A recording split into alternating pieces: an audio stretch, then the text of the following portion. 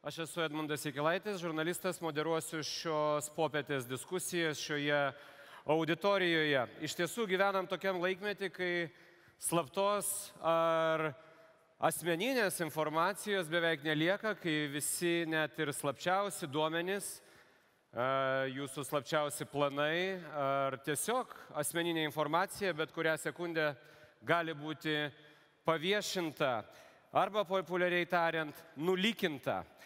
Taigi, šiandieną ir kalbėsime apie ribą tarp privatumo ir atsakomybės. Antroje mūsų diskusijos dalyje prie mūsų prisijungs Wikileaks įkūrėjas Julianas Assange'as, kuris, kaip žinote, jau 4 metus gyvena Ekvadoro ambasadoje Londone, nes slapstosi nuo Švedijos teisėsaugos pareigūnų. Bet kalbėsim ne apie tai, o kalbėsim apie jo įkurtą Wikileaks, ar tai buvo gėris ar blogis, kokių rezultatų jis pasiekė ir ar sugebėjo pakeisti pasaulį, nes panašu, kad viskas ir toliau vyksta taip, kaip vyko iki Wikileakso. Bet kuriuo atveju pradedam diskusiją ir diskusijai dalyvauja 15 Min LT tyrimų skyriaus vadovas Šarūnas Černiauskas.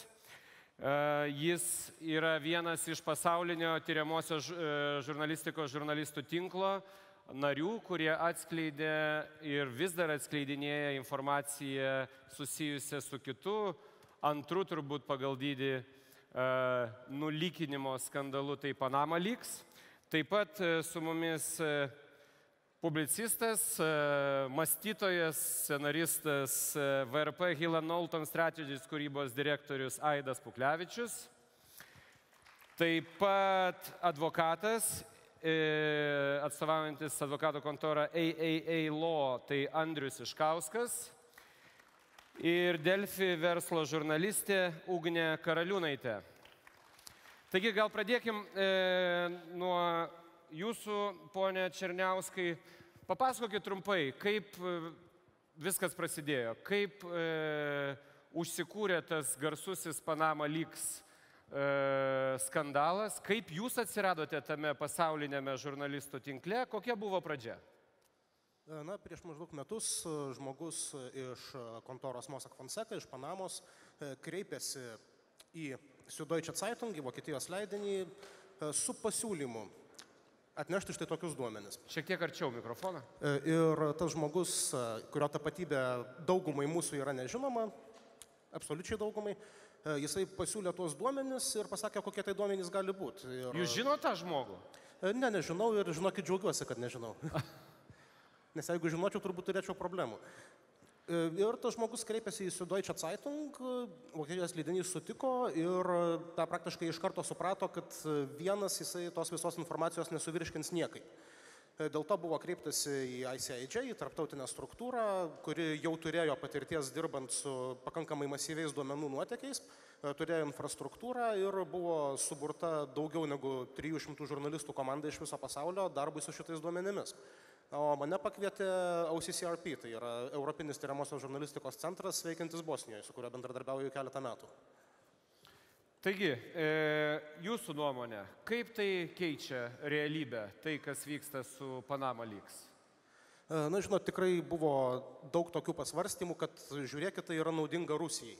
Nes štai Islandijoje keičiasi, kitose vakarų valstybėse kažkas keičiasi, o Rusijoje nesikeičia. Na, čia iš tikrųjų toksai naivus kaltinimas, mes ir nesitikėjom, kad po šito atsistatydins Vladimiras Putinas. To laukti būtų buvę naivu, bet manau, kad mums pavyko ne vieno režimo tikrą veidą parodyti. Galų gale pasakos apie $2 milijardų apyvartą ir iš to perkamus muzikos instrumentus, na, tai parodo, kiek pasimetęs yra Kremlius.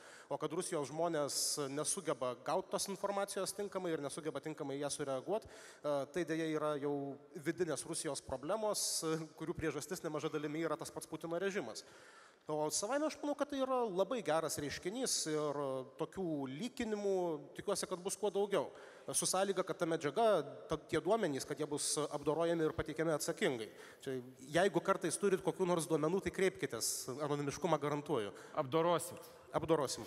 Tai Aidai, atsiprašau, sumaišiau jūs su jūsų broliu, savo kaimynu. Tai Aidai, į jūs kreipiantis turbūt tuo pačiu klausimu pradžiai.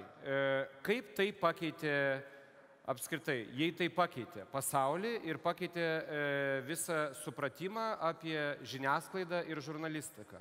Ar tai kažkaip pakeitė? Jeigu kalbėsime apie ankstyvesnius lyksus, na, sakysime, kai 18 amžiaus pabaigoje kažkas nutekino informaciją apie tai, kaip hercogas Rišelėje, ne kardinolas, o hercogas, čia jau sūnėnas antros eilės, pirko deimantų vėrinį Marijai Antuanetei ir koks kilo iš to skandalas, tai kodėl tas skandalas labiau pakeitė Prancūziją, nes po jos prasidėjo ilga įvykių grandinė.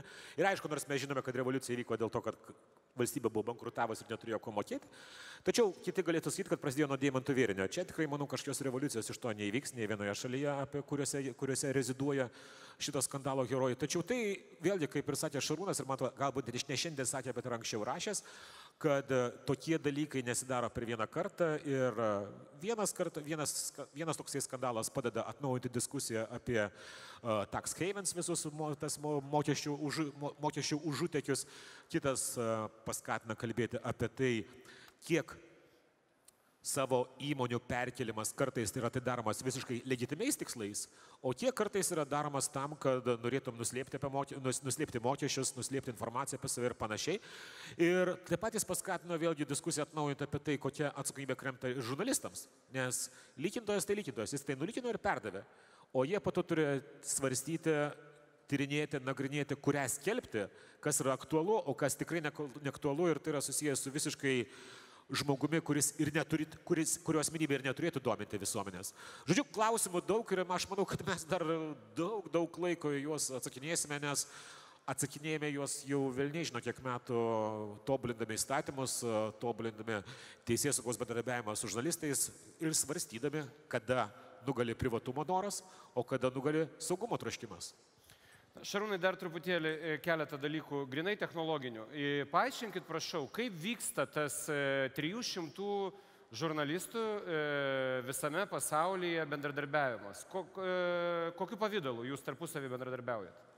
Na, internetas visagalis iš tikrųjų. Mes bendraujam, turim savo vidinį tinklą, kur keičiamės informaciją. Mes susirašinėjam koduotais laiškais, kurių daugiau niekas perskaityti negali. Turim visas saugumo priemonės, kurių dėka kol kas neprasišnekėjus dar niekas nesugebėjo į mūsų sistemą įsibrauti. Tiesa, jau buvo bandymų, jau buvo laužtas į bent jau vieno iš mūsų žurnalistų kompiuterį, buvo bandama brautis į tą patį mūsų vidinį tinklą, kur tik tai mes prieinam. Ir tada iš karto yra pajungiami atitinkami saugos mechanizmai, kad tokių dalykų nebūtų. Nes kartojom ne kartą ir tikrai bus pasakyta dar daug kartų, mes nenorim, kad šitas lykas būtų nulykintas. Mes stengiamės daryti atsakingą žurnalistiką ir dėl to saugumas mums yra pirmoje vietoje. Na, jūs paminėjote Vladimiro Putino offshore istoriją, kaip garsus violončelininkas staiga tampa milijardieriumi, ar ne? Šiek tiek paminėkit žymiausius faktus apie Panama Leaks, kas jūsų galva yra esminiai laimėjimai šio projekto. Na, tai manau visų pirma, būtent ponas Rolduginas ir jo šešėlinė imperija. Tikrai jūs pats prisidėjot kažkaip prie to išaiškinimo? Taip, aš atlikau, palyginus mažytę dalį to viso tyrimo, aš susitelkiau į tai, kiek tai yra susijęs su Lietuva. Faktas, kad pono Roldugino offshorinės įmonės vykdė sandorius su kitais offshoriniais subjektais per ūkio banką. Ir, kaip sako FNTT, tai tikriausiai buvo pinigų plovimas.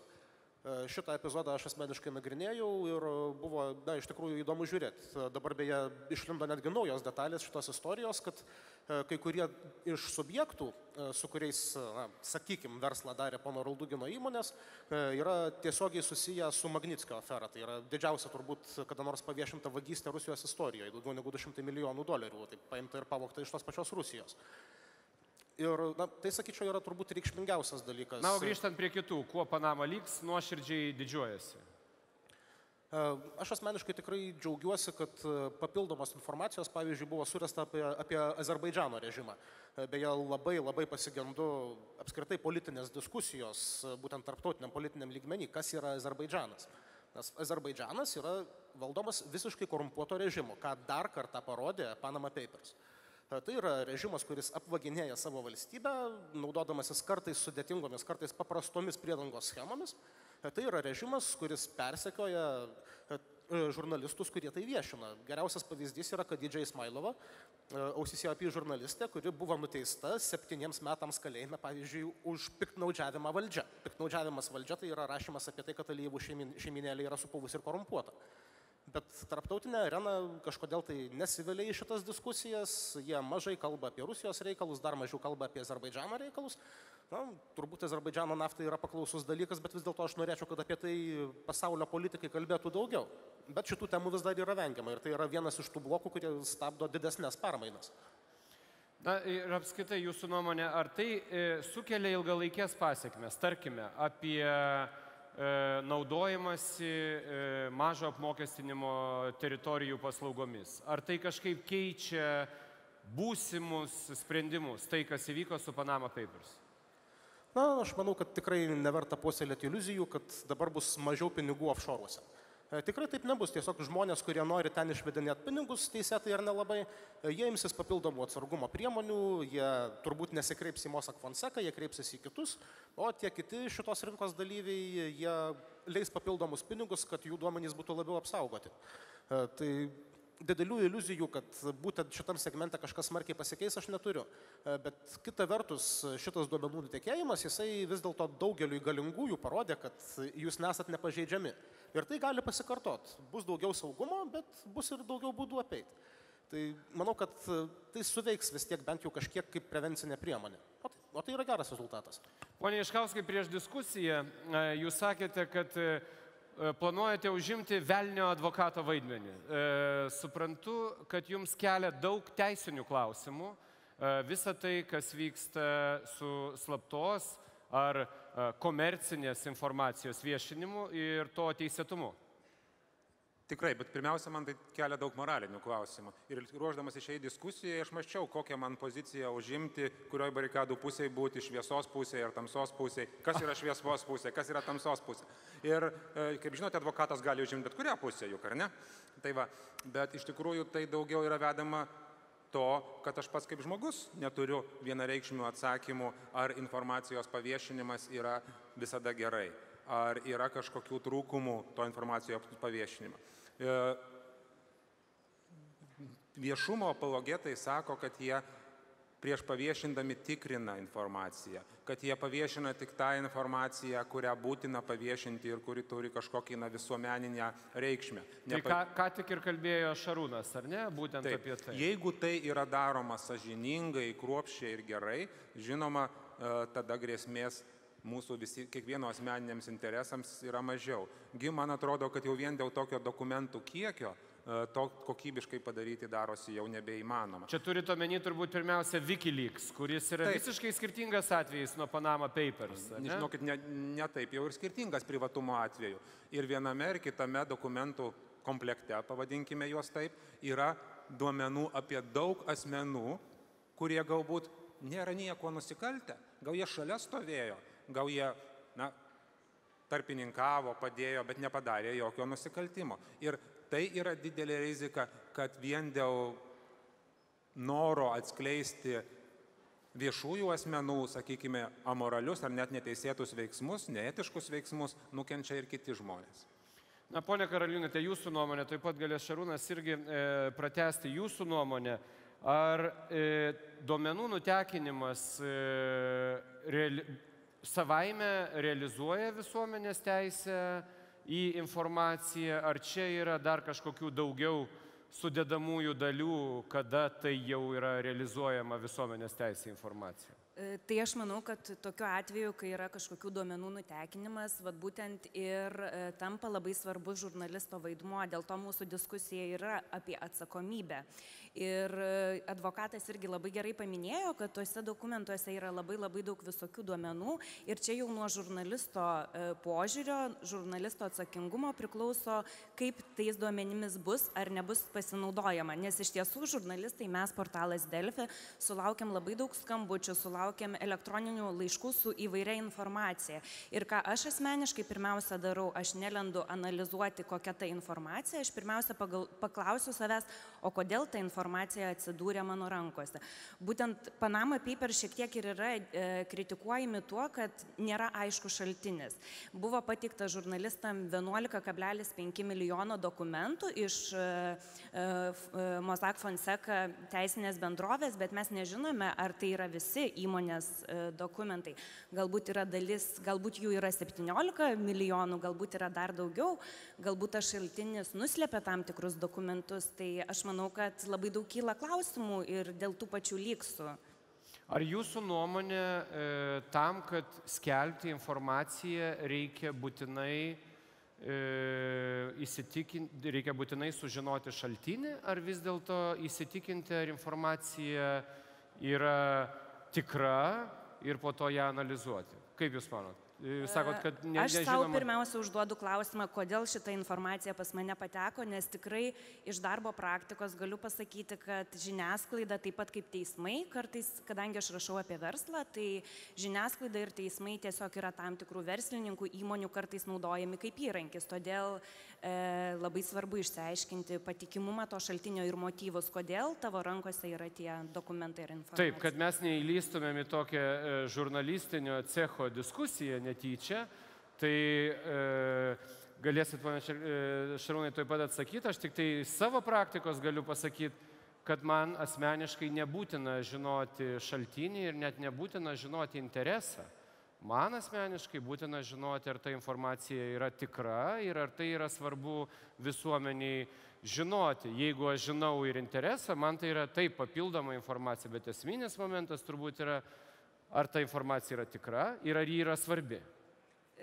Aš pilnai sutinku, tai tą aš ir norėjau pasakyti, kad tai yra jau kiti žingsniai, kuriuos tu žengi, bet pats pirmas, tu turi pažiūrėti plačiau, turi pažiūrėti ne į dokumentus, kurie yra ant tavo stalo, bet pirmą pasižiūrėti į kontekstą, nes nuo to priklauso, kokios bus išvados ir tolimesni galbūt tyrimo rezultatai. Taip, Šarūnai, prašau. Tai aš gerbiamam advokatui trumpai replikuosiu. Visų pirma, dėl Wikileaksų. Tai yra labai skirtingi dalykai, ką darė Wikileaks ir kas yra daroma su Panama Papers. Kokie esminiai skirtumai? Pasakykite, esminius skirtumus, kaip jūs matot. Dokumentų Dokumentų kiekis panašus. Vienur 10 milijonų, kitur 11, bet čia paklaidos ribos jau. 2,6 terabaito yra kol kas rekordas. Bet ne kiek esmė. Esmė yra tame, kad Wikileaks tai buvo diplomatinio susirašinėjimo didelis nuotykis. Tai buvo dalis tvirtos faktinės informacijos, bet kartu labai didelis kiekis, ką išgirdau, tą perdaviau toliau diplomatiniais kanalais. Tai yra tokia informacija, kurios patikimumas tikrai yra abejotinas. Na ir galų gale esminis skirtumas, kad visą tai Wikileaks tiesiog išspjovė į viešumą. Visą tą pundą duomenų ir aš manau, kad tai buvo sukelta pavojus tikrai ne vieno žmogaus sveikatai ir gyvybei. Nes tikrai buvo žmonės, kurie pasitikėjo amerikiečių diplomatais, kurie ėjo, nešė jiems informaciją, tikėdami, kad jų tapatybė nebus atskleista. O paleidžiant tą informaciją, tų žmonių tapatybės buvo išleistos į viešumą ir aš manau, kad tai buvo visiškai neatsakinga. Ir dėl to būtent mes nenorim tokios praktikos, mes stengiamės dirbti atsakingai ir tikrai mes niekada neišleisim visų 2,6 terabaito duomenų, nes tai būtų siaubingai neatsakingai iš mūsų pusės. O dėl šaltinio, aš tiesiog turiu hipotezę, nors kaip ir dauguma mūsų daugiau negu 300 žurnalistų neturiu žalio supratimo apie šaltinį, bet pagal tai, kaip keliavo duomenys, kaip jie surinkti, kaip jų daugėjo, tai aš tiesiog darau hipotezę, kad tai buvo žmogus gerai išmanantis IT ir jisai turėjo prieigą prie Mossack Fonseca serverį. Kažkas susipyko su savo programuotoju. Arba pasitaikė programuotojas, kuriam nepatiko tai, ką jis pamatė. Čia buvo teorijų, berods, kad Mossack Fonseca kažkokia tai sekretorė susipyko su viršininku ir kažkur įsidėjus išnešė 2,6 terabaito. Tai čia visiškas absurdas. O kas liečia patį šaltinį, tai man iš tikrųjų nerūpi, kas tas žmogus yra ir aš netgi džiaugiuosi, kad nežinau. Tas žmogus padarė gerą darbą, jisai davė mums duomenis, jis jų neišspjovė į eterį, jis davė mums tos duomenis, kad mes su tais duomenim dirbtumėm atsakingai. Ir mes būtent tai ir stengiamės daryti. Tai svarbiausia. Taip, prašau. Aš visai norėjau grįžti prie to klausimo, kad mes nežinome, ar mes gavome visus duomenis, kadangi aš skaitydama apie Panama Leaks daugiau domėjusi apie tai, kaip apie reiškinį, tai buvo irgi labai daug kritikos, pavyzdžiui, kodėl nėra didžiųjų JAV kompanijų jokiose Panama Leaks istorijose. Ir žinoma, čia vėl galima visokių diskusijų kelti, bet vienas iš argumentų arba įtarimų buvo paminėta, kad tas pats tarptautinės tyriamosios žiniasklaidos konsorciumas yra remiamas tokių organizacijų kaip Ford Foundation, Sorošo ir Rockefellerių. Puikus klausimas. Taip, kuris iš jų dviejų? Prašau. Tai trumpai replikuosiu. Viena iš priežasčių, dėl ko Panama Papers nėra daug informacijos apie amerikiečius. Amerikiečiai turi savo jurisdikcijas, kuriuose labai patogu daryti verslą ir jiems nereikia važiuoti į Panamą ar tam kreiptis ar mailus rašyti. Jie turi Delavero valstiją. Delavero valstiją, geriausias rojus Amerikoje. Jiems tai nėra būtina. Taip, ten yra amerikiečių klientų, jie nėra super dideli, bet paaiškinimas tam yra labai paprastas. Jie turi savo struktūrą, jiems nereikia niekur išvažiuoti. Lietuvoje, dėja, pas mus pabradė nėra mokesčių rojus, tai Lietuvos klientams tenka kreiptis per vietinius tarpininkus į Mossack Fonseca. O dėl finansavimo, taip, mes tikėjomės to argumento ir dar gerokai prieš paleidžiant pirminę medžiagą, mes žinojom, kad šitas argumentas bus iškeltas į eterį, nes duomenyse nėra daug amerikiečių. Taip, galų gale buvo netgi leidžiamos sąmokslo teorijos, kad OCCRP, tyriamosios žurnalistikos centras, su kuriuo bendradarbiaujam, vykdo šitą, cituoju, kampaniją prieš Putiną, nes yra finansuojama po Džordžo Sorošo. Tai laba diena, nuo kada čia Bonas Tomkus kažkur tai dalyvauja? Taip, prašau, Aidai. Aš turiu dar paprastesnį paaiškinimą, kodėl būtent tiek duomenų yra, nes tiesiog tiek buvo laisvos vietos harddiskė, kurį išsinešė ta sekretorė, nes likas 100 gigabaitų, kodėl buvo panaudota aparatiniams filmams įsirašinėti. O va duos 2,4, standartinė talpa 2,5 terabaito, tai yra normalus Samsungo hard drive'as, kurį išsinešė ir tiek, čia galima sąmokslo teoriją net neieškoti. Būtinė priežastis. Prašau, Baniškauskas. Norėjau dar Šarūną paklausti. Šarūnai, o ar nespaudžia jūsų tokia žurnalistinė ir žmogiška atsakomybė, kai dabar jūs esate tokie sprendėjai, o kokią informaciją jūs viešinsite, o kokia ne, kokia yra teisinga, kokia yra neteisinga. Jūs tokie informacijos karaliai, nauji informacijos karaliai. Tuo metu buvo informacija uždaryta pas advokatų kontorą, dabar ta informacija yra uždaryta pas jūs. Ir jūs taip sugalvojat, kad va šitą mes paviešinsim. Kaip tai vyksta? Gal jūs apie tai pagalvojat prieš rinkdamasis profesiją? Tai žinoma. Ne, aš turiu omeny Šarūnas. Prašau, Šarūnas. Atsakomybė tikrai yra didelė ir galiu šiek tiek išduoti detalių. Jeigu duombazė įvesi vien tik tai anglų kalba žodį Lietuva, tai bus 4000 maždaug dokumentų. Absoliuti dauguma iš jų bus beverčiai ir bereikšmiai, bet didysis malonumas yra, kai tu užčiuopi tą siūlo galą ir vynioji ir ieškai kažko. Galų gale, konkretus pavyzdys, kaip pas mus buvo su Liutauru Varanavičium, buvusiu futbolo federacijos prezidentu. Suradom vieną dokumentą, tas vienas dokumentas buvo prašymas uždaryti sąskaitą Šveicarijoje. Na įdomu, tu gali paleisti tai, kad jisai paprašė uždaryti sąskaitą Šveicarijoje. Bet tai ne viskas. Reikėjo vynioti toliau, rinkti papildomus duomenis ir taip atsirado sandoriai su Romanovu, taip atsirado pasirašytos sutartys skolinantis iš Balkan Investment Bank, kuriam tuo metu ponas Varanavičius irgi vadovavo. Tai iškėlė tikrai daug klausimų ir tokiu atveju abejonių nekyla. Kiti atvejai tikrai būna, randam, eilinis verslininkas ten kur nors iš Kauno rajono, jisai turi tą offshorinę įmonę, bet pereini visą susijusią korespondenciją ir tu tenai nerandi nei mokesčių slėpimo, nei kokio nors ten pajamų slėpimo, galų gale ten, jeigu skiriasi žmonus, gal nuo žmonos pajamas slėpia ar turtą, tokių dalykų nerandi ir tada natūralus klausimas, o kam tau šitą leisti? Šitas žmogus nėra nei viešas asmuo, nei koks nors super įtakingas, tai tiesiog tą žmogų palieki ramybėj ir mes toliau tokios filosofijos ir laikysimės. Gerai, gal šiek tiek atsitraukime plačiau. Aidai, jūsų norėčiau paklausti. Ar tai, kas yra šiuose dviejose istorijose, WikiLeaks, net ir Panama Papers iš dalies galbūt galima tai formuluoti, bet iš esmės WikiLeaks. Ar tai yra tai, ką mes galime vadinti žurnalistika apskritai? Ar tai keičia sampratą, ar tai yra kažkokia kitokia veikla? Kaip jūs manot? Tai yra ne tik tai žurnalistika, tai mes galime tame įžiūrėti ir vis didėjantį visuomenės norą žinoti viską apie turtingesnius ir galingesnius šio pasaulio. Iki pačių smulkiausių iki pačių smulkiausių ir to noro sąlygojama kai kurių talentingų žmonių arba norinčių, arba galinčių, turinčių potencialą žmonių atsisakymą eiti į viešąją politiką ar dar ką nors, nes kam įdomu eiti, žinant, kad tave blusinės, net dalykus, kurie susiję ne su tavimi, o su tavo artimaisiais, tai irgi tas pats. Kai kurie žmonės eina, tikėdami, galvodami, kad jie neturi absoliučiai jokios net mažiausios nuodėmėlės, tačiau kartais pasirodo, kad nuodėmės vertinimas iš jo pusės ir visuomenės pusės arba žurnalistikos gali būti kitoks ir tada vėl prasideda kiti dalykai. Tai yra ir žurnalistikos bandymas atlikti savo kaip ketvirtosios valdžios funkciją, tačiau kuris visuomet, mano nuomonė, neišvengiamai eina į konfliktą. Amžiną konfliktą su to pačiu, kad žurnalistika taip pat yra ir UAB, kuri privalo uždirbti pinigus, generuoti pajamas, o pajamas dažniausiai gauni iš klikų, o klikus ne visuomet gali gauti iš tyriamosios žurnalistikos. Svajonė tai, kad kokybiška žurnalistika uždirbtų pinigus, tačiau gyvenimas yra toks, kad skambios antraštės dažniausiai uždirba pinigus. Tikrai yra taip. Tai žodžiu, ir čia mes turime daug konfliktų, kuriuos be galo sunku spręsti. Be galo sunku spręsti ir ko gero tik tai nagrinėdami tokias konkrečias istorijas kaip Panama Papers arba Wikileaks ir nagrinėdami jų įtaką ir jų padarinius, mes galime atitinkamai modeliuoti savo požiūrį, kaip reikia keisti įstatymus, kaip reikia tvarkyti kokios tendencijos mūsų laukia ateityje ir kaip mes turėtume reaguoti ir ką mes norime rinktis.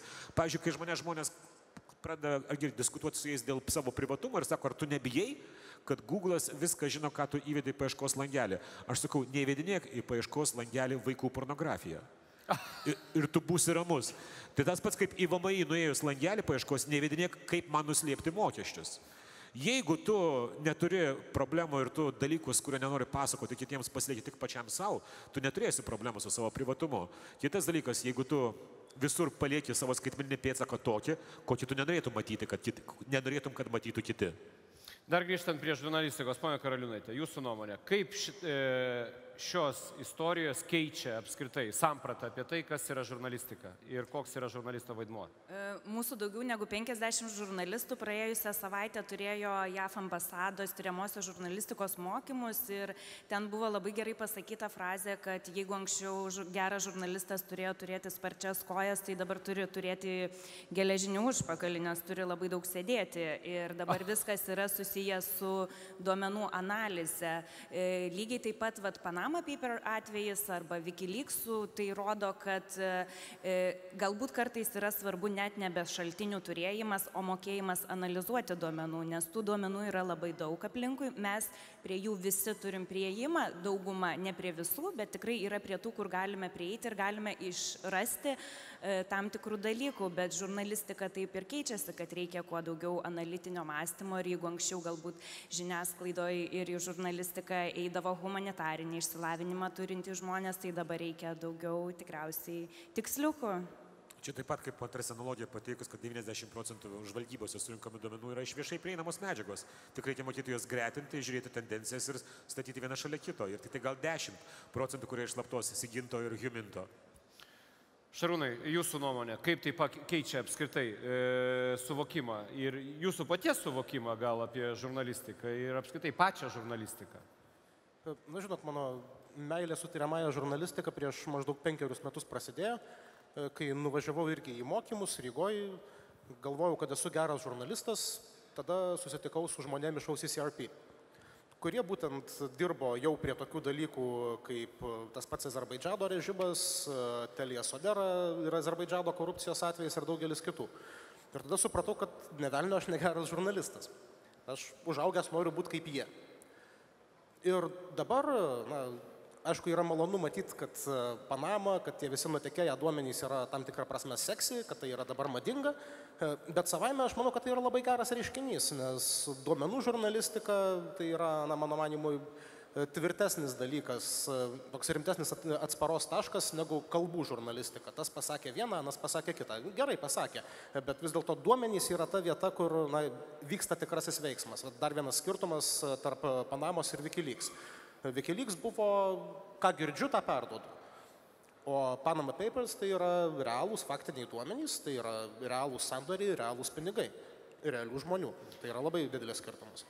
Na ir artėjant prie mūsų pokalbio su Julianu Assange'u ir mes primenu, kad kalbam apie ribą tarp privatumo ir atsakomybės. Aidai, Wikileaksas yra tas atvejis, kaip ir Šarūnas minėjo, kada visi gauti duomenys nedelsiant yra, tam tikromis porcijomis, bet iš esmės be ypatingo filtro.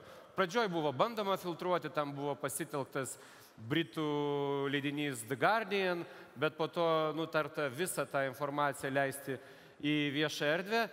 Ir jūsų nuomonė, kur čia yra tam tikros ribos tarp visuomenės teisės ir atsakomybės? Juk dauguma tų žmonių, kurie buvo minimi, jie nėra nei vieši, nei ketinę daryti nusikaltimą, bet duomenys buvo viešinami. Kaip jūs tai vertinate?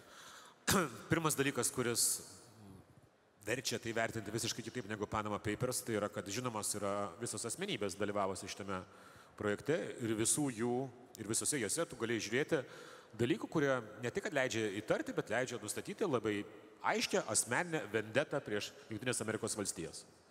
Asmeninė vendeta, kuris sąlygoja tokius jų veiksmus ir norą sukelti atitinkamas pasekmes.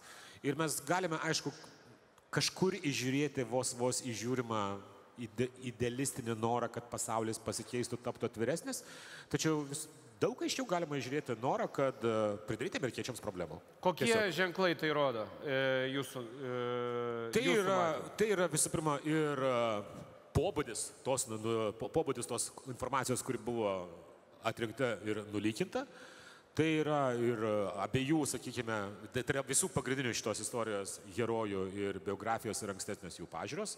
Žodžiu, daugybė dalykų, kur man iš karto, kaip yra tas noras, kai tu net nenoras, o posakis, kad tu žiūri viską with a slight pinch of salt. Tai, kad Assange'ą užstoja Vladimiras Putinas, Edvardas Snowdenas randa prieglobstį. Čia, sakykime, čia jau pasiekmes viso šito, kad nelabai jas daug turėjo tų maršrutų, nes tu žinai, kad jeigu tu pridirbai kažką Amerikai, tai dažniausiai tavęs kas gali laukti. Venezuela tuometinė, kur buvo, Ekvadoras, ir tuometinės Latino Amerikos kairieji režimai, kuriems patologinė neapykanta Amerikai, tai vienas tiesiog iš institucinių bruožų. Tai čia daugiau gal tai sąlygo jo tą turistinį itinerary. Bet, kaip jau sakiau, tokios asmenybės, kai jos tai padaro, tu iš karto pradedi žiūrėti šiek tiek su druska, pradedi žiūrėti ir galvoti, kad ne viskas taip jau iš šventų paskatų. Pone Iškauskai, kaip jūs manot apie dokumentų viešinimą, kurie yra slapti ir tik dėl to yra įdomus?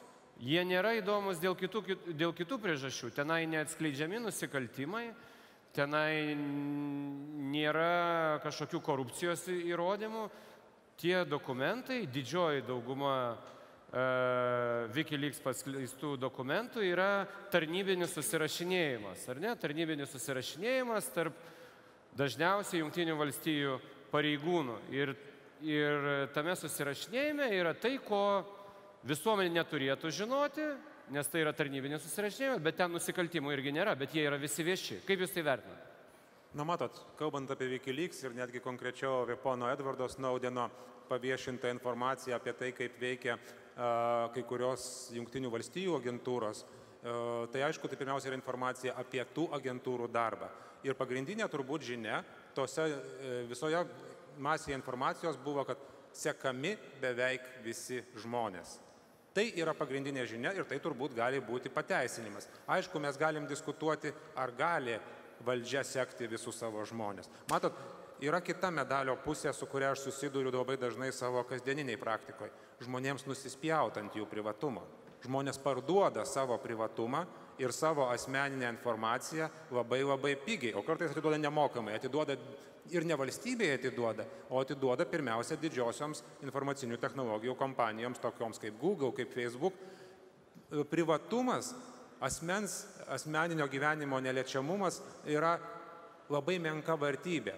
Ir ta vertybė yra tuo menkesnė, kuo gyvenimo sąlygos žmogaus. Jūs čia turite omeny visuomenės suvokimą, kad tai nėra vertybė? O kitokio klausimo ir nėra. Mes negalim niekaip kitaip įvertinti, ar tai yra vertybė ar nevertybė. Tik tai taip, kaip kiekvienas asmuo ją vertina.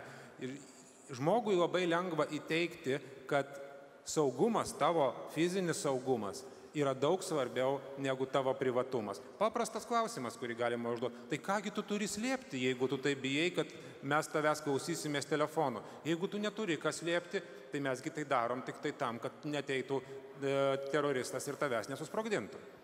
Taip, prašau, nori ponia Karolinaitė, po to Aš ponas norėčiau Kuklevičius. prie Iškausko pasisakymo pasakyti, kad kai mes sakom, kad žmogui nerūpi privatumas, tai mes tikriausiai irgi daug šnekam apie Lietuvos visuomenę ir mes tikriausiai dar nesame prie to prieėję, kad žmonėms rūpėtų, nes aš pati prieš 5 metus, kai studijavau Londone ir turėjau surveillance studies kursą, tai Britanijoje visai kitokių lygmenių yra šnekama to klausimu ir yra atkreipiamas dėmesys. Tai aš manau, kad tiesiog Lietuvoje mums reikia apie tai daugiau šnekėti, kiek privatumas yra svarbu. Ir manau, čia iš visuomenės turi kilti tas supratimas. Aidai. Taip, prašau, galite pradėti. Svarstyklių privatumą, o kitoj pusėje fizinį saugumą. Kiekvienas savo atsakykit klausimą, kuris nusvers. Ar Žinoma, fizinis saugumas. Taip, žinoma, kad fizinis saugumas. Ir aišku, jau tada klausimas, kągi su tais duomenimis ta valstybė ar tos korporacijos daro. Jeigu jos panaudoja neteisėtiems, netinkamiems tikslams, tai jau čia visai kitas klausimas, negu vien tos informacijos rinkimas. Aš tai galiu atsakyti, nes panašiai. Tik tai dar prieš tai pridėdamas, kad dažnai mes aukojame privatumą, kaip jį suvokiame ne tik dėl saugumo, bet dėl elementaraus patogumo. Kad tau nereiktų kiekvieną kartą įvedinėti naujus slaptažodžius, dar ką nors tu sutinki su cookies, su dar ką nors ir panašiai. Tai irgi Tai patogumas yra kaina, kurį tu sumoki. Bet vėlgi, dėl korporacijų ir jų visų to big data crunching ir panašiai, kiek jie sugeba panaudoti, čia vienas klausimas, bet dėl valstybės klausimus tai galiu nuraminti šiek tiek, nes nesiniai teko būti CERNE, kuris turi ketvirtą pasaulyje pagal dydį serverių fermą, po Google'o, Facebook'o, Amazono ir National Security Agency Amerikos duomenų fermą. Ir jų nėra problema, kad jie turi per mažai duomenų. Jie yra problema, kad jie turi per daug duomenų. Jie turi galvoti vis naujus algoritmus, kaip atmesti duomenis, kad galėtų rasti tą mažą subatominės dalytės atsitrenkimo pėdsaką. Ta pati problema yra ir valstybinėse institucijose. Tik tai jos dažnai nesupranta, kad reikia svarbiau turėti mažiau duomenų, bet duomenų apie tai, ką reikia, užuot turėjus daugybę duomenų ir jų nulį naudos, nes tu fiziškai neturi pajėgumo nei perklausyti, nei išanalizuoti, nei ištirti, nei perskaityti. Čia yra ir problema, ir kartu nuraminimas, kad taip, jūsų pokalbis galbūt įrašinėja, bet ne, jų ko gero niekas neperklauso. Na ir baiginėjant mūsų pirmą diskusijos dalį, Šarūnai, dar turbūt tas pats klausimas apie Wikileaks. Na, taip, visi suprato, kad visi yra pasiklausomi, pasaulis pamatė, kaip amerikiečių kariai juokėsi šaudydami civilius Afganistane, ar ne, ir tai padarė milžinišką įtaką, buvo kitų skandalingų situacijų su Afrikos režimais ir taip toliau. Bet dauguma informacijos, ką aš jau ir nekartą sakiau, nekalba apie jokį blogį, bet ji yra vieša. Čia yra visuomeniai gėris ar ne, kad tokia informacija yra paskelbta? Jūsų nuomonė. Na, aš manau, kad tas visas informacijos kibiro išpilimas į viešumą nėra naudingas. Tiksliau, jisai nėra atsakingas. Dėl ko aš manau, kad dabartinis modelis, kaip mes dirbam su Panama, yra geresnis. Mes traktuojam duomenis pirmiausia pagal jų svarbą. Mes tikrai nemanom, kad viską reikia pilti į eterį ir tikrai, jeigu tai yra eilinis žmogus, mes tikrai gerai pagalvosim, ar verta apie tą eilinį žmogų kažką transliuoti į eterį. O Wikileaks atveju tai buvo ištransliuota absoliučiai viskas. Aš tikrai sveikinu tuos atvejus, kai buvo atskleistas nehumaniškas, žiaurus elgesys. Tikrai labai pagirtina, kai buvo atskleisti korupcijos atvejai. Bet visa kita, kontekstinė informacija, kurios viešint tikrai nebuvo būtina, tai buvo išpilta į viešumą ir tai nėra gerai. Tai manau, kad tai buvo, galbūt neblogas pirmas žingsnis, bet buvo padaryta viena šiurkšti klaida ir aš tikrai nesuprantu, dėl ko buvo nuspręsta viską pilti į eterį. Tai buvo neprofesionalu. Na, šiuo neprofesionalumo kaltinimu mes ir stabtelsim ir dabar pereisime į nevalstybinę kalbą, nes mūsų pašnekovas kitaip nesupras. So now we go to Julian Assange, who joined us from Ecuador Embassy in London. So, Mr. Assange, WikiLeaks released more than 10 million documents, and it's one of the biggest releases in the history. Tell us, please, what was the main idea to start one of the biggest leakings in the world's history? What was the main idea? It isn't one of the biggest, it is the biggest. Well, the idea is, it's basically an Enlightenment philosophy, which of course in the age of the UK, where we have a PR spin master, David Cameron, as PM, where we have a slick pseudo-liberal running for president in the United States, and where we have a postmodern political system in public pushed by Vladimir Surkov in Russia, this seems very quaint. To go back to these principles of the European Enlightenment and Alexandria, where one can construct a shared reality that we can agree upon and work upon to understand how modern institutions actually work, and from that derive political theories about how we should change the world in one way or another as a broader society, and of course as individuals and institutions who are affected by these events. So that's something that came out of my a long-term history involved with building the embryonic internet in Australia, being a teenage computer hacker and seeing the insides of many very powerful institutions around the world. And it's also something that came out of my experience.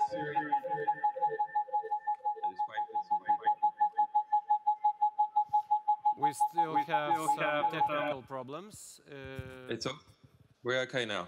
Yeah, probably. It's also something that came out of my experience at university studying mathematics and quantum mechanics, seeing how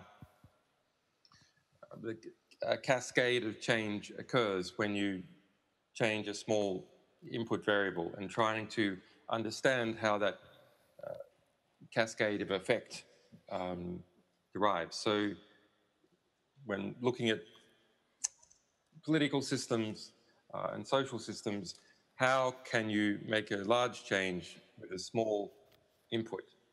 Because most of us are not in a position that, say, Eric Schmidt, the chairman of Google, is. We have limited intellectual capacities, limited financial capacities, a limited number of people who we can deploy. So if we try and observe how we can have significant positive effects on the world, at least in the average, then we need a theory of change. So this theory of change that I invented formed the intellectual basis for WikiLeaks. Then, of course, it then becomes a technological problem and what is economically feasible. So we did that. My view is that, which I'm sure will be shared by many people here, that the political left has been in some sense defined by mostly large mainstream media organizations to be useless and ineffectual by definition.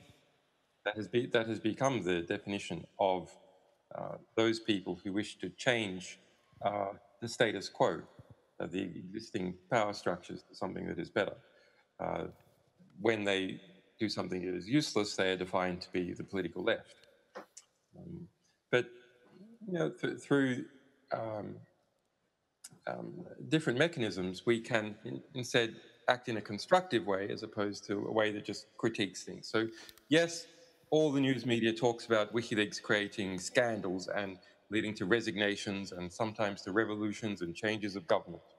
But at its intellectual core, we are involved in the construction of something, the construction of a great library of the most persecuted documents in the world, a new form of the Library of Alexandria that other people cannot do, why the internet has permitted incredible lateral transfer of information and an unprecedented political education for many people. There is a section of history, recent history, which is has active suppression attempts. So attempts to keep that information out of the public record, and if it enters into the public record for a moment, to suppress it. Of course, that needs a specialized endeavor to tackle, and other people are not tackling it. So this is an area of the information system where if you can understand it and you have the skills, there's a natural competitive advantage because others are excluded from this area. Those states and powerful organizations that are trying to prevent anyone successfully operating in this area. So that's the area that I decided to work in. And I think that's an important lesson for anyone involved in the internet industry, which is you should try and do something where there are barriers to entry for others doing the same thing. And so if you're scared to do something or others are scared to do it, you should consider very carefully whether, in fact, that is a signal that means that you should do it. You should study carefully whether you should do it, because these signals that exclude others mean not only that it might be something that is useful to do, but you have, if you can work out a way, a competitive advantage in the situation, or an economic arbitrage in that information flow. Well, we've been debating in our panel, why did you decide to release the documents which has nothing in common with the crime, corruption, it's just secret documents, and that's it. Why didn't you filter the information? Well, that's not true. We have a filtering process at the very beginning, which is, we're not a router, we're not an internet service provider. These are systems which quite rightly do not filter at all. Very important. The postal system doesn't open all your letters to your mother to make sure they're exposing corruption. You're permitted to simply talk. But we do filter at the input stage. The material that we publish must be of diplomatic, political, ethical, or historical significance, not published before and be under some kind of censorship threat, either to the source of violence or being fired, or of legal attack through, say, a classification system. That is not predominantly for any kind of ideological reason. That is a resource constraint. That we, like everyone else, have limited resources, and so we have to spend those resources in areas where we think others are not successfully working. If someone can just post some content on their blog site, for example, or they can simply submit that material to some mainstream press outlet and it will be successfully published, we're not interested. We're interested in the hardest possible case, because this is the most intellectually interesting, and this sets the greatest number of precedents. This widens the envelope for everyone else. You can then come in behind us with a more free press standards that we have created through our struggle on the frontier. Well, Mr. Assange, your critics say that the only ones who benefited from your document releases are the bad guys.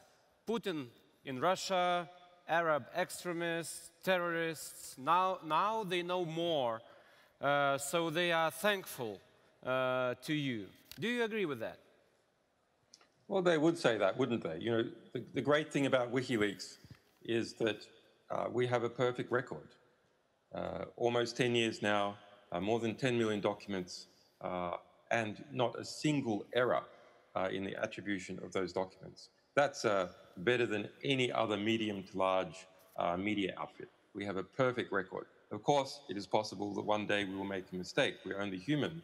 But the rigorous processes that we go through means that so far we have a perfect record.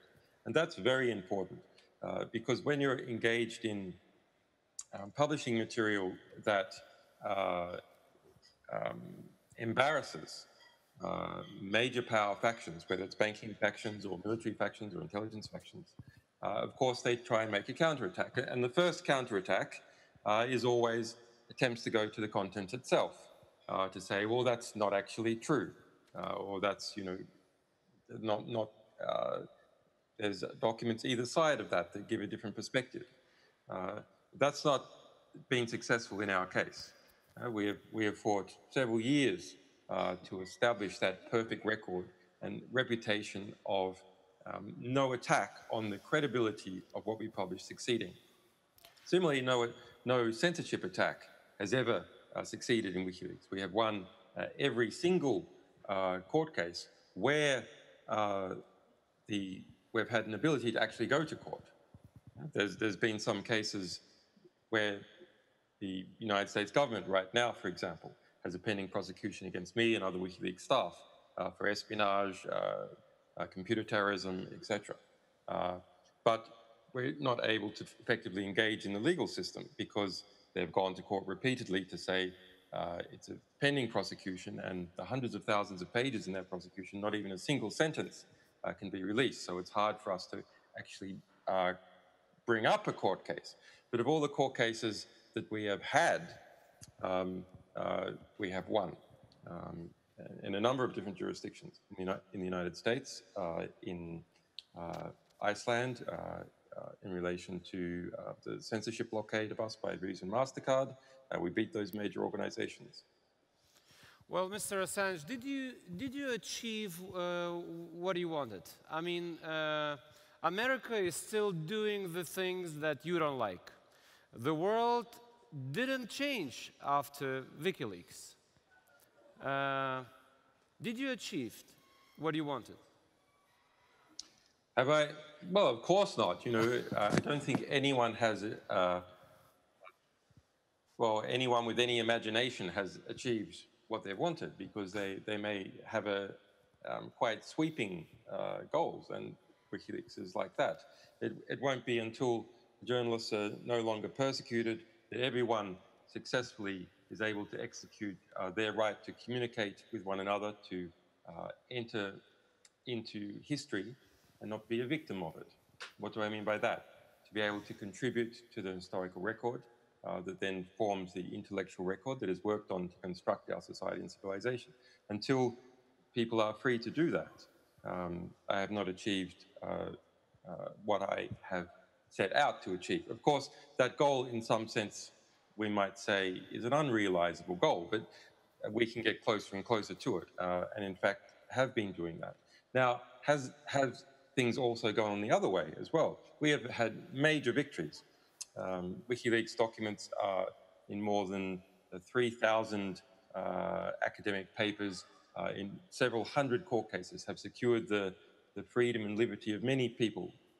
For example, the German citizen El Masri, who was kidnapped by the CIA and then dumped on the streets of Albania, completely innocent. It was a case of mistaken identity. He was tortured, etc. 6 of our documents were cited in his ECHR case. Cases for prisoners in Guantanamo Bay, the case of the Spanish journalist who was a US tank shell killed him in the Palestine hotel, and there was attempts to cover it up and so on. Many of these cases. And then in terms of politics, widening the envelope, lionizing the concept of the source and the concept of the whistleblower. Whistleblowing has become a big thing because of WikiLeaks, because I set out to take the source from the shadows and lionize them as something important, to encourage them to come forward. And Edward Snowden has said directly that WikiLeaks was the model, the incentive for him to come forward, and a number of other sources as well. So that has led to a cascade of precedents. It's led to other media organizations adopting some of our techniques, technology that we have been involved in consulting on to try and to get other media organizations to follow to some extent in our footstep. They're doing it a bit on the sourcing end. That's great. A little bit in collaboration. So you saw that part of that with the Panama Papers. So far, not so much on the publishing end. People are still very scared to publish, unfortunately.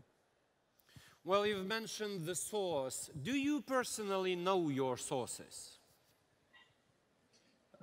No comment. Okay. I don't talk about sourcing ever. You don't talk about the sources. And then I'll ask the other way. How do you protect your sources?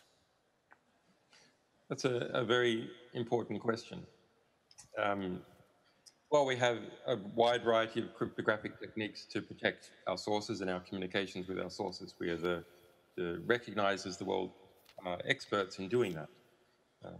But you know, it's not just about the initial transfer of information. It's about constructing plausible deniability for sources, about making sure that they have, if it comes to that, the appropriate legal support, political cover,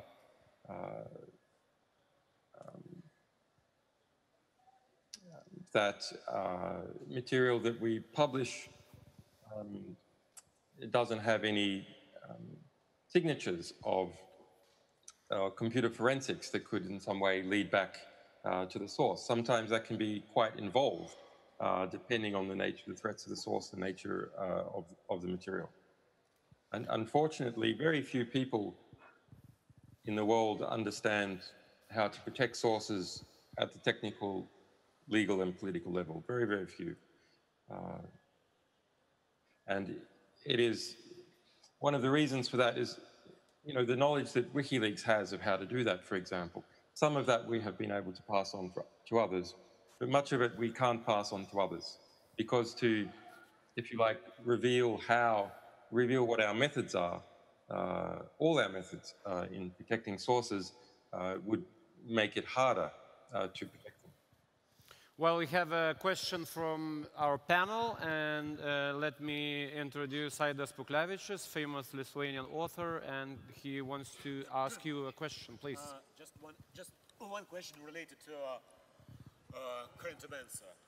How do you think, why it is wrong for the FBI to ask to unlock an iPhone, and at the same time it is right to unlock someone else's PC and leak all of the information from it?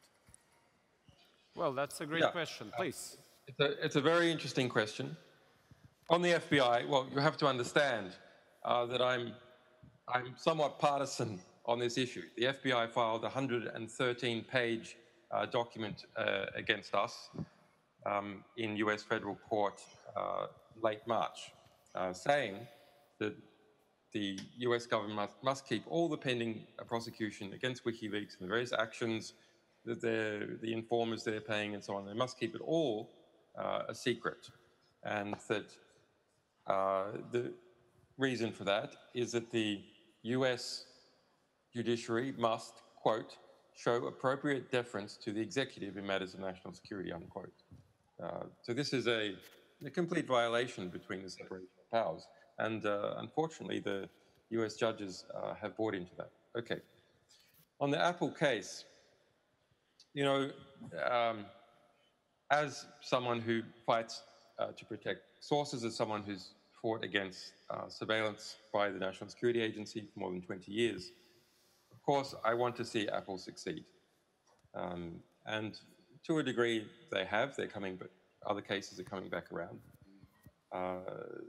But I see it in a slightly different way. Apple is one of these new transnational companies that is penetrating nearly every society in the world. Where is it legally based? The United States. Are the other societies in which Apple operates, are they able to issue subpoenas and so on? Are they able to say, well, in this balance, we say that Apple's rights as a company and the individual's rights as a person are overweighed by the rights to conduct criminal investigations or the rights to protect people from terrorism. We would say that is a democratic matter for the people of each society to decide. Of course, to decide with the proper evidence of what's going on. The decisions cannot be correct unless they're informed. But nonetheless, it's for them to decide. But it's not in fact, in practice, for any society to have any hope of deciding except the United States. So the power factions involved in the legal system in the United States will decide for the entire world this question. That's a problem. That's a problem of democratic sovereignty for the whole world. So from this point of view, you could say, as Lithuanians could say, this is rubbish. If the Lithuanian judicial system, Lithuanian state can't have access to that, then the FBI should not have access to it either. If this company, Apple, wants to pretend that it is a global player, then there must not be double standards. Let's look at it from another point of view. Apple is experimenting with, can it create its own pseudo-state? Google is certainly doing that as well. These companies, Google and Apple, have economies that are bigger than more than 50% of the countries in the world. Their connections into the intelligence systems of the United States and other countries, at their connection to the diplomatic level.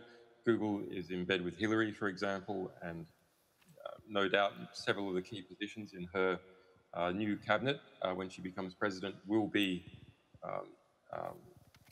staffed by Google staffers. Her staffers are working for Google, people like Jared Cohen, former advisor to her in the Department of State, are working for her. So there is a merger between some of these companies and the US state, but not with other states. So Google is able to benefit from that merger. There's a question, what is the situation with Apple? Is Apple going to be very similar to the US state? The chairman of Google, Eric Schmidt, is now also the co-chairman of the Pentagon Innovation Board. So at the same time. So you see at the political level, at the military level, and to agree at the intelligence level, a merger between the state apparatus and the corporate apparatus within the United States. And it's something that other states that are subject to these companies are not able to democratically control. They are simply the beneficiary or victim of whatever processes transpire in the United States that they have no control over. Well, so you've got the potential erection of new transnational cryptographically enabled pseudo-states that have in their border between the communications of their users and with each other, they have been shielded off in a cryptographic veil. Now, I wrote about this in my book Cypherpunks, that cryptography provides something extremely important. It provides the ability to defend against the full power of a state, the unlimited coercion that comes with armed forces and nuclear weapons, that these will not solve a cryptographic problem. An unlimited application of violence will not solve a cryptographic problem. And by constructing these cryptographic problems, one can build walls. And these walls, informational walls, are the internet equivalent to borders, traditional borders, where you have a force moving in one direction is met by a force moving in the other direction, and this force cannot go over. Whether that's a natural geographic border or whether it's, for example, like the Sykes-Picot line in Syria, between Syria and Iraq, which came about at the end of World War I, where you had the French army and the English army coming together and then deciding that there would be a border in the middle. So cryptography provides this ability, and these large companies, whether they know consciously or not, they are experimenting with creating borders that include their users and their own administrative hierarchy that control what is going on. And from the institutional perspective, of course, Apple and Google want complete control of everything that their company has to do. They don't want anyone else telling them anything what to do at all. They want to choose to do so. They don't want to be forced into it. So using cryptography and their political and financial leverage within the United States. They're experimenting with this equation. How much can they be independent of the state? Apple is proceeding along this role of trying to do things in the courts through appealing to its users and so on. Public policy. And Google has instead mostly gotten into the bed with the United States government and with the pending administration of Hillary Clinton. So, okay, we can't defend against the state, we're just going to get in bed with the state. But from the point of view of the rest of the world, I won't say both of these two scenarios are disasters, but they are extremely interesting. Hypermodern corporations, which become, in some sense, transnational states, walling themselves off from all the other states in the rest of the world. They've already done that. Now there's a tussle with the power of the US state. Or on the other hand, completely getting into bed with the US state and only being responsible to the US state and overriding all the laws and desires of all other states in the world. Well, that was a great conspiracy theory, I would say. But ending our conversation, could you please tell us about your own future? Now you are in Ecuador embassy for, if I won't do a mistake, for 4 years. You cannot step out because at the same moment you will be arrested. So how do you see your own future?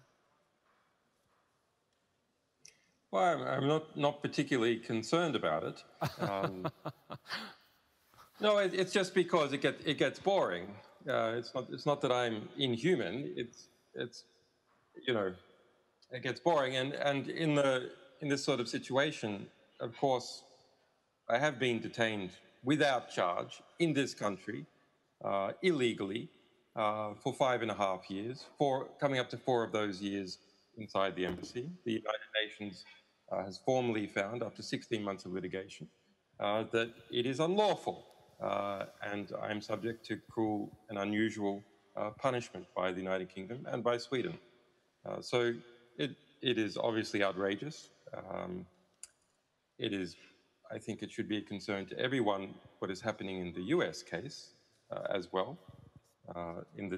You've got a denial of access to justice by closing down our ability to sue within the US court system by declaring the whole pending prosecution as effectively a state secret. That has also, to a degree, been deployed to some other journalists and whistleblowers. And here within the United Kingdom, of course, the UK has become a bit weird. Everyone will recognise it's become a bit strange over the past few years with this extremely regrettable Tory government, and we're moving towards a vote on Brexit on June 23rd. Statements by the Home Secretary, Theresa May, that she is going to withdraw the United Kingdom, not simply from the European Union and its 27 member states, but from the Council of Europe and its 47 member states, in order to get out of the European Court of Human Rights. Now, not even Russia, complains now and then about the European Court of Human Rights and wants to try and limit its ambit to a degree.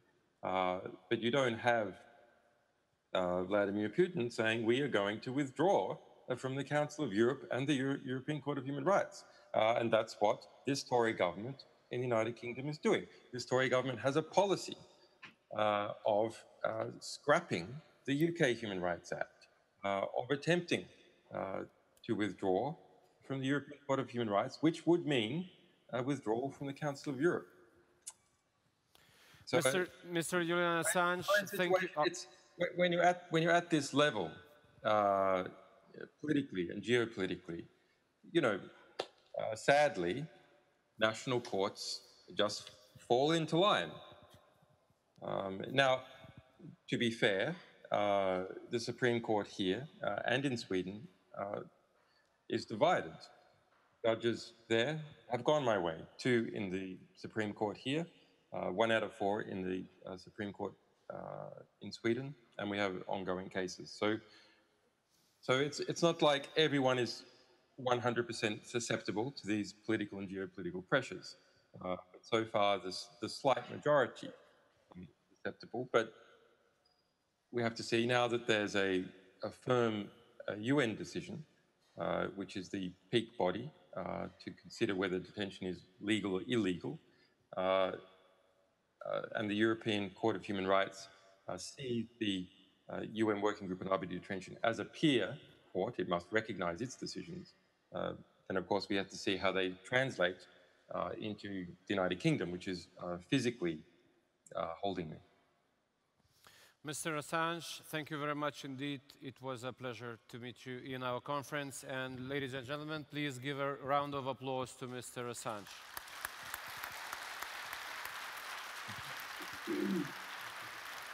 Thanks. Taip pat dėkojame mūsų diskusijos dalyviams, tai yra Šarūnas Černiauskas, Aidas Puklevičius, Andrius Iškauskas ir Ugnė Karaliūnaitė. Geros konferencijos.